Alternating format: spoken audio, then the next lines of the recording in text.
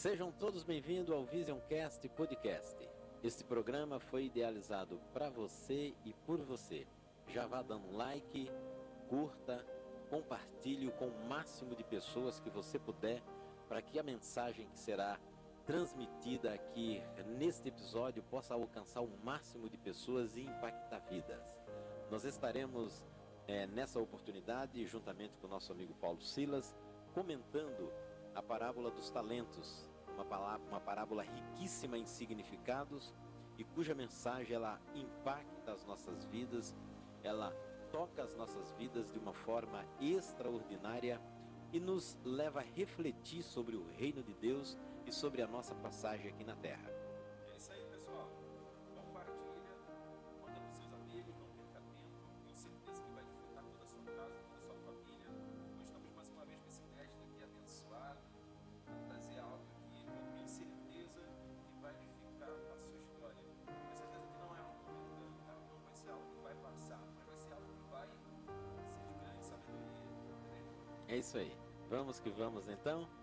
O capítulo 25 de São Mateus, Silas, Jesus começa narrando a parábola das 10 virgens, que já é do conhecimento de todos, não vamos nos ocupar aqui nesta parábola, só para situar no texto. E na subsequência dos versículos 14 a 30, Jesus ele narra a parábola dos talentos. E depois do verso 30, ele ali fala sobre o julgamento das nações, que é o desfecho dessas duas parábolas. Então, Jesus ele começa dizendo que o reino dos céus é semelhante a um pai de família, ou semelhante a um proprietário de terras, de fazenda, de empresas, de negócios. Então a parábola narra a seguinte história. Então certo homem, ele intentando viajar, fazer uma longa viagem, ele chamou os seus colaboradores, ele chamou 3 dos seus servos, e ele então confiou uma importância na mão de cada um. Então ele confiou seus bens na mão daquelas pessoas que ele depositava a sua confiança. E diz a parábola que ele, chamando o primeiro, ele entregou 5 talentos na mão desse seu colaborador. Ele chamou o segundo colaborador e ele confiou 2 talentos. E aí ele chama um terceiro colaborador e ele confia 1 talento. Mas aí os ouvintes podem estar se perguntando ou falando, mas eu já conheço essa parábola. Mas vamos aqui apresentar alguns detalhes da parábola que talvez você ainda não saiba, talvez você ainda não tenha atentado para isso e como isso impacta as nossas vidas, porque ao longo da história no Evangelho, eu observei que algumas pessoas, alguns pregadores, quando pregam sobre esse assunto, deixa a desejar porque não aprofunda em comentar, ou seja, em quantificar quanto vale 1 talento, quanto vale 2 talentos e quanto vale 5 talentos, ou seja, qual o valor disso, qual o montante que foi investido nas mãos de cada colaborador. E aí, o que você pensa a respeito? Rapaz, eu estava pensando mesmo agora nesse momento. E é engraçado perceber aí que ele conhecia bem os trabalhadores. Deu para alguns uma coisa, tem uma exigência de confiança, para saber de conhecer muito bem quem estava ali, que para confiar cada coisa, cada modo que eu dizer em seguida, é bem interessante isso. Imagina tu fazer uma viagem, né? E você tem 3 trabalhadores e você confia ali em cada um. Sim, é interessante. Então vamos lá. Então, para que vocês fiquem aí sabendo e registrem aí, 1 talento, ele equivale, na verdade, a mais ou menos aí a 6.000 denários. E aí o que valia o denário? Qual era o valor de um denário? Então vamos lá, repetindo. 1 talento equivale a 6.000 denários. E o que se pagaria com um denário nos dias do primeiro século, nos dias que Jesus narra essa parábola? Um trabalhador comum, ele ganhava 1 denário por dia. Então, ou seja, para aquele que ele confiou 1 talento, ele confiou equivalente a 6.000 dias de trabalho, ou seja, quase 20 anos de trabalho, ele confiou nas mãos daquele que recebeu 1. Então nós estamos falando aqui de um valor, de uma somatória não pequena, de algo vultuoso, de algo muito grande. E alguns pregadores, quando falam desse assunto, eles menosprezam de uma certa forma, como, foi apenas um talento. Mas não é isso. Aí quando você vai somar, é um valor considerável, porque, ou seja, ele confia na mão de um trabalhador aquilo que ele não ganharia durante toda a sua vida de trabalho. Por quê? Porque, segundo a história, um trabalhador daqueles dias dificilmente atingiria 20 anos de trabalho, porque as pessoas morriam cedo. Então o valor não é pouco.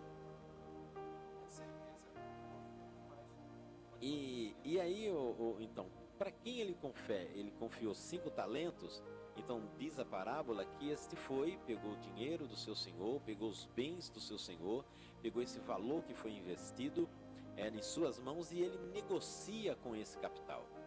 Então ele granjeia outros 5 talentos com aqueles 5 que recebeu. De igual forma, aquele que recebeu 2 talentos, ele também negocia com o dinheiro, ele é corajoso, ele é um empreendedor diligente, ou seja, perspicaz, cuidadoso. Então ele vai, investe o dinheiro e ganha outros 2 talentos. Mas aquele que recebe 1 talento, esse fica temeroso, ele é negligente, ele enterra o talento e ele não negocia, ou seja, ele não usa o talento. E observamos que era uma prática comum nos dias de Jesus, nos dias do primeiro século, e não só naqueles dias, mas ouvimos história de tesouros enterrados.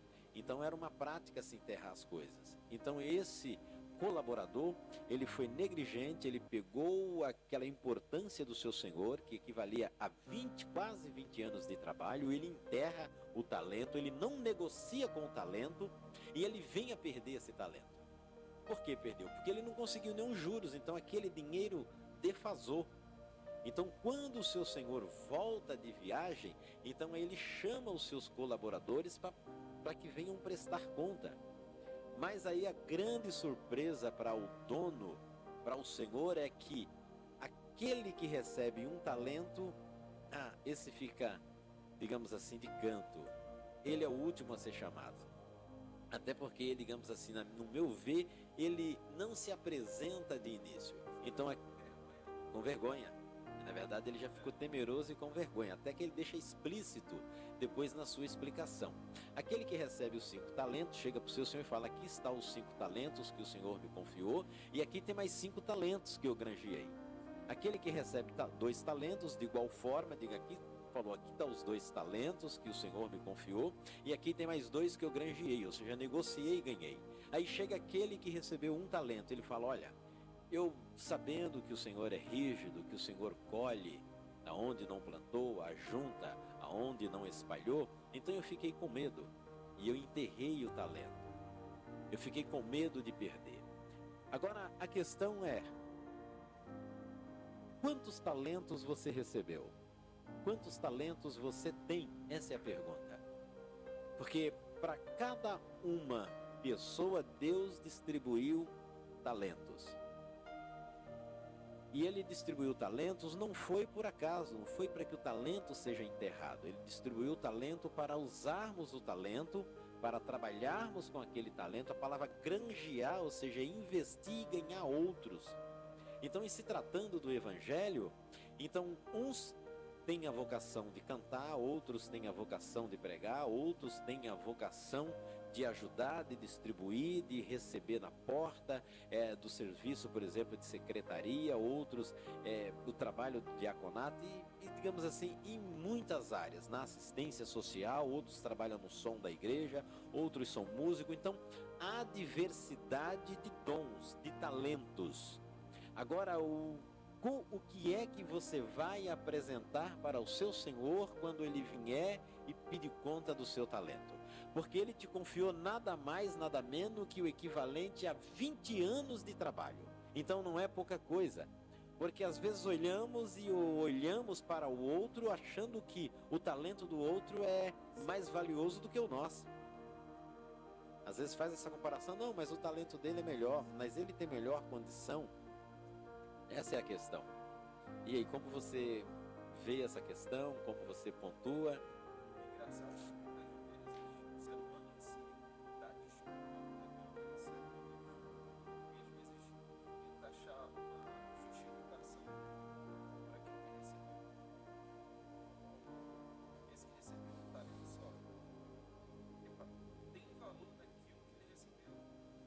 Só que, em vez dele frutificar aquilo e usar da melhor forma para render mais e conseguir de alguma forma apresentar algo depois da mão do seu Senhor, ele enterra e é como se não tivesse ganhado nada. Eu fico pensando, como internamente de uma pessoa dessa? Na verdade, às vezes pode ser eu, pode ser você. E será que nós estamos fazendo o nosso talento? Até eu vou me restaurar por dentro aí nesse pensamento, porque é necessário fazer uma autoanálise para ver o que recebeu e o que tem sido feito para aquilo que recebeu, porque uma hora vai chegar como você tem que ser. Sim, sim. A hora vai chegar. E a questão é, quando a hora e essa hora vai chegar, o que é que você tem para apresentar? Qual será a sua desculpa? Qual será a justificativa?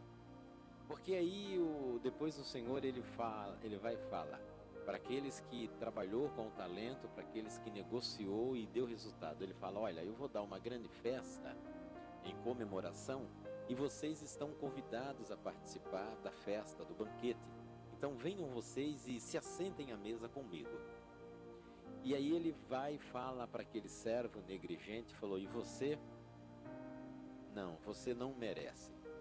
Você não se assentará, você estará distante, você não participará. E diz que o lugar dele seria num lugar de dor, planto e ranger de dentes. Aí eu faço a você a pergunta: será essa a resposta que você vai querer ouvir do seu Senhor quando ele vir prestar conta?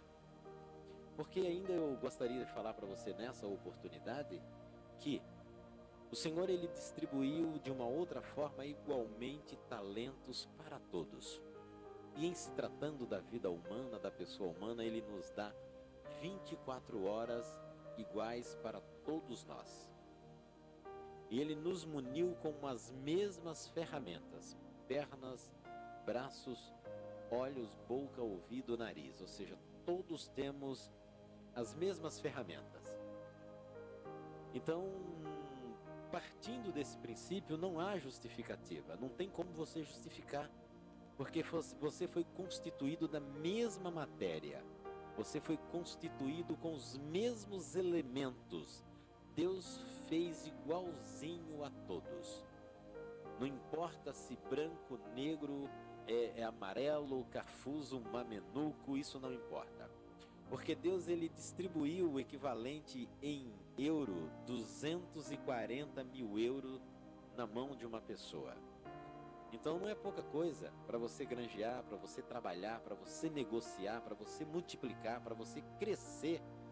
E em real ele distribuiu o equivalente a 720 mil reais. É um valor que muitas das pessoas eles passam uma vida inteira e não chega a conquistar essa soma de dinheiro, ou seja, ganhar essa soma, essa importância. Então aí Deus de bom grado ele vem e ele distribui, ou seja, de acordo com a capacidade. E quando ele distribuiu 2 é porque ele conhecia a capacidade daquele seu servo, que ele só poderia administrar 2 talentos. E para aquele que deu 5, porque conhecia a sua capacidade em administrar 5. E aquele que recebeu 1, ele sabia também da sua capacidade, mas ele é tão justo que mesmo assim, ele sabendo que aquele servo era negligente, ele confiou. Então você não tem desculpa de dizer: não, Deus fez acepção de pessoas. Ele não faz acepção de pessoas. Ele trata todos de forma igual nesse sentido, ou seja, ele respeita a capacidade de cada um. E mesmo ele conhecendo, sabendo que o servo era relapso, ele confiou o talento na mão do servo. Então aí para você eu deixo a pergunta agora. Depois de você ouvir essa palavra, será que você ainda vai dar desculpas para não trabalhar? Você vai dar desculpas para não levantar cedo? Entendeu? Levantar a cabeça seguir em frente, enfrentar a batalha do dia a dia, não importa se está frio, não importa se está calor, não importa se está chovendo, não importa se é inverno ou verão, mas uma coisa é certa, Ele exige de nós só uma postura, que levantemos a cada dia e demos o nosso melhor. Agora eu pergunto, será que você está dando o seu melhor, está fazendo o seu melhor? Porque às vezes nós queremos de Deus o melhor, mas nós não estamos dispostos a fazer o nosso melhor. Nós não estamos dispostos a enfrentar o desafio. E o desafio está lançado. Porque uma coisa ainda disse Jesus: tudo é possível ao que crer. Então, se você crê, nada será demasiadamente impossível. Porque a nossa capacidade está em Deus, a nossa capacidade está no Cristo que morreu e ressuscitou. E isso Ele nos garante: se vós estiverdes em mim, e as minhas palavras estiveres em vós, pedireis tudo o que quiserdes e vos será feito. Agora, a questão é que algumas pessoas não têm nem coragem de pedir, mas é pedir com o coração, é pedir com a alma, é pedir confiando que aquilo pode e vai mudar a sua vida. É isso que Deus requer de nós.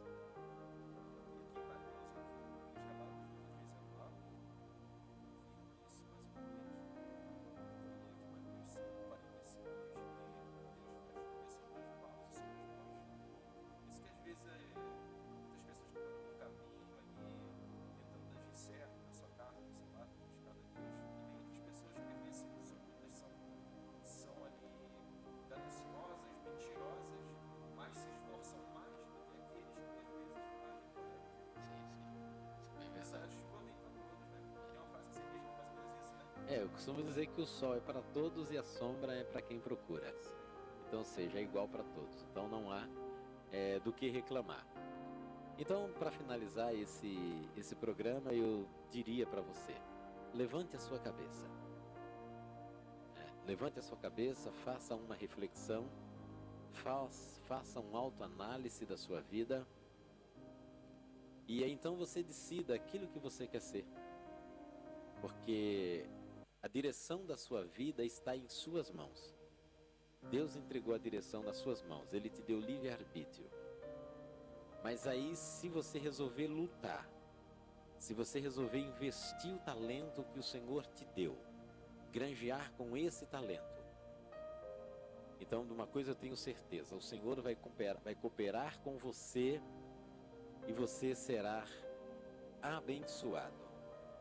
E você viverá uma vida próspera, uma vida abundante.